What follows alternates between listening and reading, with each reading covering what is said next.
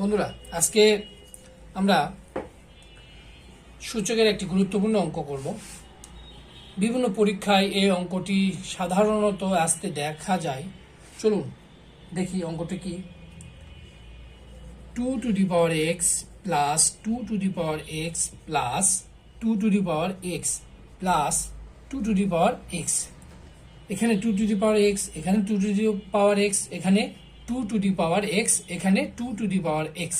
তাহলে আমরা দেখতে পাচ্ছি এখানে 4টি 2 টু দি পাওয়ার এক্স। এই অঙ্কটি দেখে হয়তো প্রথমে অনেকে ঘাবড়েও যেতে পারে, এটা কিভাবে করব, এক্স এর মান তো নেই, কিভাবে এটা সমাধান করব। তো এটা আসলে সূচকের নিয়ম অনুসারে করতে হবে। আচ্ছা দেখুন তো এখানে কয়টি আছে 2 টু দি পাওয়ার এক্স? 1 2 3 4, 4টি। তাহলে 4 into 2 to the power x, তাহলে 4টি 2 টু দি পাওয়ার এক্স। এখন এটা আমরা সাধারণত সূচকের ক্ষেত্রে বেসটা মিলানোর প্রয়োজন হয় বেস মিলাতে হবে অথবা পাওয়ার মিলাতে হবে। সূচকের ক্ষেত্রে হয় বেস মিলাতে হবে অথবা পাওয়ার মিলাতে হবে।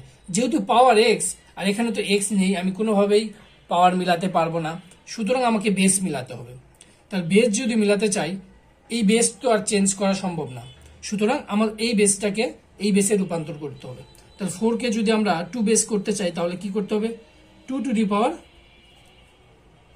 বা 2 স্কোয়ার, যেটাই বলি, 2 to the power 2 into 2 to the power x, অর্থাৎ 2 এর উপর স্কোয়ার করলে 4 হয়। তাহলে মানের আমার কোনো পরিবর্তন হলো না, আমরা এইভাবে লিখতে পারি। আমরা সূচকের নিয়মে কি জানি? সূচকের নিয়ম A M plus A N যদি হয়, গুণের ক্ষেত্রে কি করতে হয়? বেস থাকবে এটা, আর পাওয়ারগুলো কি হবে? যোগ হবে। তাহলে কি লিখতে পারি আমরা? এখানে বেস 2, তাহলে 2, আর এখানে 2 আছে প্লাস এক্স, বা এটাকে সেজে এইভাবে লেখা যায় এক্স প্লাস 2। এটাই হলো অ্যান্সার। অপশানে যেটা থাকবে সেটাই দিবেন।